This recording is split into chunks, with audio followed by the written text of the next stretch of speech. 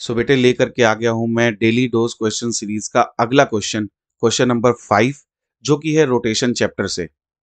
I welcome you all on this channel. The idea of creating this channel is to create new doctors and engineers by studying the concept seriously without making any drama. Okay, so बेटा question number 5 जो है वो question है rotation chapter से, पूछा गया था NEET 2025 में। आइए पढ़ते हैं क्वेश्चन, समझते हैं क्या कंसेप्ट इसके अंदर लगेगा। क्वेश्चन कह रहा है बेटा, a uniform rod of mass 20 kg and length 5 metre leans against a smooth vertical wall making an angle 60 degree with it. The other end rests on a horizontal floor. The friction force, तो यहाँ पे friction भी है बेटा, friction force that floor exerts on the rod is, तो यहाँ पर rod के ऊपर कितना फ्रिक्शन फोर्स लगा रहा है ग्राउंड, है ना। तो सबसे पहले हमें बेटा इस क्वेश्चन को क्वेश्चन के हिसाब से डायग्राम देना पड़ेगा। तो पहले डायग्राम बनाने की कोशिश करते हैं। एक ये वॉल है और एक ये हमारा फ्लोर है, ठीक है। इस वॉल और फ्लोर के अगेंस्ट एक जो रॉड है वो लीन किया गया है, या लीन का मतलब सहारा देकर के खड़ा है, ठीक है बेटा। तो एक रॉड बना लेते हैं हम लोग, ये हमने रॉड बना दिए। अब देखो ये जो रॉड है बेटा, ये क्या करेगा, ये थोड़ा सा सरकने की कोशिश करेगा, है ना। कैसे सरकने की कोशिश करेगा, ये वाला जो पार्ट है बेटा, ये वाला, ये पार्ट इधर जाने की कोशिश करेगा, है ना। जब ये इधर जाने की कोशिश करेगा तो इसके ऊपर एक फ्रिक्शन लगेगा बेटा, और वो फ्रिक्शन किधर लगेगा, जिधर ये जाने की कोशिश करेगा उससे अपोजिट इधर, तो यहां पे लगेगा इसका फ्रिक्शन, ठीक है। तो अब इस v को हटा देते हैं ताकि हम कंफ्यूज ना हो। और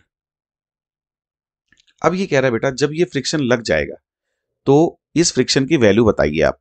तो अगर हम लोग ध्यान से देखें बेटा, तो इसका फ्री बॉडी डायग्राम बनाते हैं। ये इधर लगेगा mg, ठीक है। यहां पे एक एंगल दिया हुआ है इन्होंने, ये एंगल कितना है बेटा, 30 डिग्री। क्यों, क्योंकि इन्होंने 60 डिग्री जो एंगल दिया है वो वॉल के साथ दिया है, तो ये 60 डिग्री एंगल हो गया। यहाँ पर वॉल से टच है तो यहाँ पे एक नॉर्मल मान लेते हैं, इसको हम n2 मान लेते हैं बेटा। और यहाँ पे एक नॉर्मल मान लेते हैं, इसको हम n1 मान लेते हैं। इस पॉइंट का नाम दे देते हैं a, इस पॉइंट का नाम दे देते हैं b, ठीक है। तो सबसे पहले जैसे कि हमारी प्रथा है, हम लोग कैसे इसको सॉल्व करेंगे, पहले तो कंसेप्ट सीखेंगे बेटे। यहाँ पे जो कंसेप्ट यूज हो रहा है ना, वो कंसेप्ट है रोटेशनल इक्विलिब्रियम। क्या है कंसेप्ट, रोटेशनल इक्विलिब्रियम। अब रोटेशनल इक्विलिब्रियम क्या होता है बेटा, रोटेशनल इक्विलिब्रियम का मतलब होता है कि जब भी किसी सिस्टम के ऊपर नेट टॉर्क क्या होता है बेटा, जीरो होता है, तब हम लोग कहते हैं कि सिस्टम रोटेशनल इक्विलिब्रियम में। तो बेटे अगर हमारे पास कोई ऑब्जेक्ट है, जैसे मान लीजिए ये कोई ऑब्जेक्ट है, इस ऑब्जेक्ट को इस एक्सिस के अबाउट, इस एक्सिस के अबाउट कोई फोर्स F1 इसको घुमाना चाहता है, और कोई फोर्स F2 इसको दूसरी साइड घुमाना चाहता हो, है ना, और ये नहीं घूम पा रहा है, तब हम कहेंगे कि ये रोटेशनल इक्विलिब्रियम में है। तो इसका मतलब F2 जो टॉर्क प्रोड्यूस कर रहा है टॉर्क 2, और F1 जो टॉर्क प्रोड्यूस कर रहा है टॉर्क 1, ये टॉर्क्स इक्वल एंड अपोजिट है, यानी कि नेट टॉर्क जो है वो जीरो है। तो जब नेट टॉर्क जीरो होता है तो हम कहते हैं कि सिस्टम रोटेशनल इक्विलिब्रियम में है। इज इट ओके बेटा। अब इस क्वेश्चन को समझते हैं, इस क्वेश्चन में क्या हो रहा है।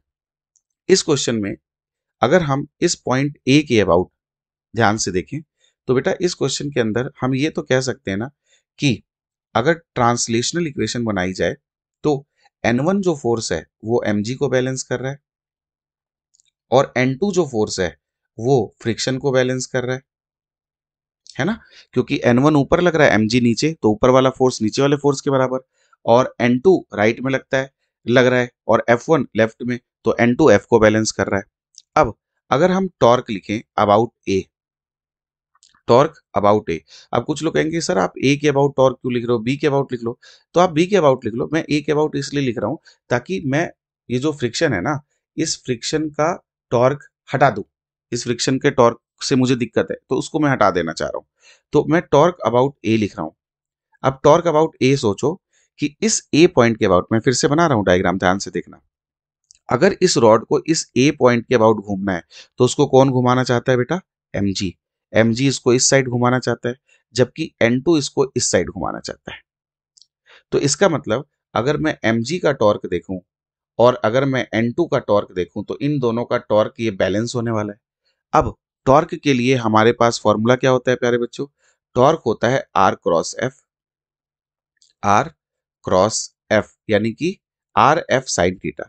तो अगर mg को ध्यान से देखें तो mg कितनी दूर है बेटा a से? mg कितनी दूर है a से? तो mg a से इतनी दूर है। इस वैल्यू को हम लोग कैसे लिख सकते हैं? ये वैल्यू होगी बेटा, अगर हम ध्यान से देखें, मैं यहाँ पे फिर से आपको बना के दिखा देता हूँ। देखो ये mg है हमारा, और अगर हमारे पास ये a है बेटा, तो ये जो लेंथ है, ये एंगल हमारे पास है बेटा थीटा, है ना? ये एंगल हमारे पास कितना है? Theta.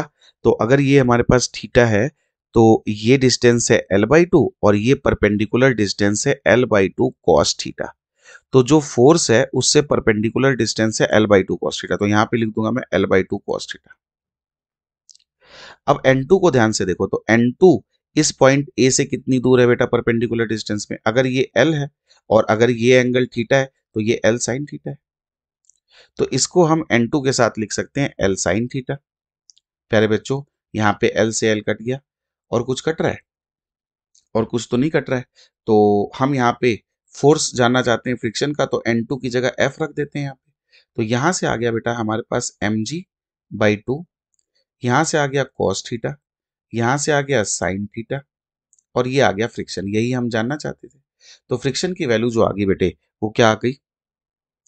mg/2 into cot theta. अब हम लोग को सिर्फ वैल्यूज रखनी है। m कितना है भाई? 20, g कितना ले लें? 10/2, कॉट 30 डिग्री। कॉट 30 डिग्री कितना होगा? क्योंकि बेटा हम इस वाले एंगल को थीटा लेके चल रहे हैं, ध्यान रखना। तो कॉट 30 कितना हो जाएगा? √3। तो √3 रख देते हैं। तो 2 5 10, 100√3 आ जाएगा। तो ऑप्शन में है, बिल्कुल है, ऑप्शन नंबर 4। तो यही बेटा हमारा जो है वो आंसर आ जाएगा। ठीक है, तो ऑप्शन में है, हाँ बिल्कुल है, ऑप्शन में है 100√3। तो यही बेटा हमारा आंसर आ जाएगा, 100√3। तो इस तरीके से हम लोग ये क्वेश्चन नंबर 5 जो है वो कर सकते हैं बिना डरे। और बहुत अच्छा क्वेश्चन था, क्योंकि 2025 में तो क्वेश्चन आए भी अच्छे ही थे, तो उसमें से एक ही अच्छा क्वेश्चन था जो कि बात कर रहा था रोटेशनल इक्विलिब्रियम का। अगर आपको वीडियो पसंद आया हो तो ज़रूर लाइक करें, सब्सक्राइब करें। अगर आपने पहले से नहीं कर रखा है तो सब्सक्राइब करें। अगर पहले से कर रखा है तो एक सीरियस दोस्त को ये वीडियो भेजें, जो सीरियस का मतलब पढ़ाई में जो सीरियस है ना। तो एक सीरियस दोस्त को ये वीडियो भेजें और उसे भी कहें कि भाई सब्सक्राइब कर।